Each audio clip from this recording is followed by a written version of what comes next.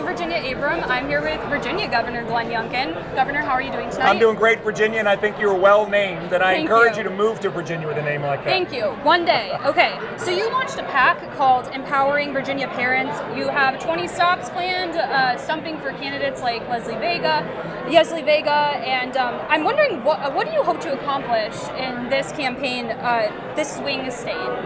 Well, first of all, I've been supporting these candidates for a year now, and in this home stretch, I hope to be a supporter and get them elected. And they've run great campaigns. These races are neck and neck, and I'm hoping that we can provide that extra push down the stretch, just like we had last year, and win the 7th, and win the 2nd, and win the 10th, and maybe we'll pick off one other one. All right. Well, speaking of last year, parental rights and education was a huge issue for your campaign, and it seems like one of the things that got you over the finish line. How much do you think that's going to play into the midterms a year later? I think it's still a huge issue. When you talk to voters, what I hear over and over across the Commonwealth is cost of living and inflation, parents' rights and education, and crime and public safety. These are the issues that they're talking around their kitchen tables. These are the concerns they have.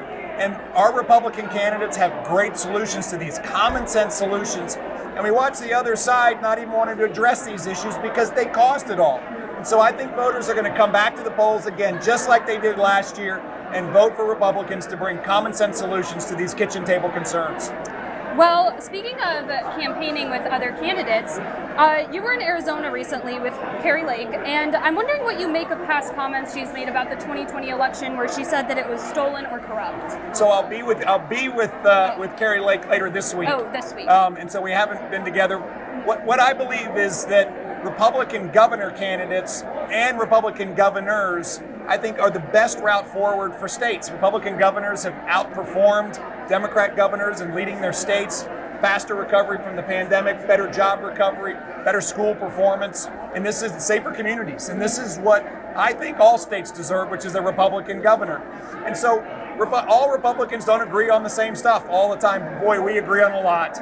And I think Arizona citizens deserve a Republican governor, and that's why I hope Kari Lake wins. And I believe tomorrow you're going to be in Oregon? I'm going to be in Oregon tomorrow. With Christine Drazen. Yes. Are you seeing any similarities between her campaign this year, your campaign last year, and what's considered a blue state? Do you think she can win there? I do. I think, one, there are a lot of similarities because a state that all of a sudden is in play, that people didn't think it was going to be in play because of these kitchen table concerns. In Oregon, it's a homelessness crisis, and it's crime, it's schools, it's expense, and these are the same kinds of issues that we faced in Virginia. And I think what Christine stands for are these most basic common sense solutions. Let's do something about it, as opposed to pretend like it doesn't exist, or worse, encourage the homelessness. So I'm looking forward to being with her tomorrow, and I think she's going to win. Okay. Winning. Are Republicans going to take back the House, the Senate? What do you think? Well, I believe that there's going to be a big statement in November, and it is these kitchen table issues around inflation and cost of living. It's education and the concern not just in excellence in the classroom that has evaporated from schools across Virginia, but also from across the country. But it's been the systematic process of pushing parents out of their kids' lives, and Republicans, independents, and Democrats are tired of it. And then we see crime escalating at an uncontrolled rate across Virginia and across the country. And so I do think that there will be a big statement. I think that Republicans will take back the House, and I think we're going to take back the Senate. And and I will tell you, I think what we'll also see is across these states where we have had Democrat governors that are incumbents, we're going to see some governor seats flip. And that is a real big statement about who they think can get the job done. It's exactly what we did in Virginia. And oh, by the way, in this first 9 months, we've delivered on our campaign promises. We've demonstrated that you can get this done. We have a divided House and Senate, and yet we still got everything on our campaign promise done except for suspending the gas tax, which I still don't understand why Senate Democrats didn't get that done. So I'm looking forward to November the 8th. I'm looking forward to helping some candidates win, and I think it's going to be a big, big year for Republicans. All right, very quickly, do you think Donald Trump runs in 2024? Oh, goodness.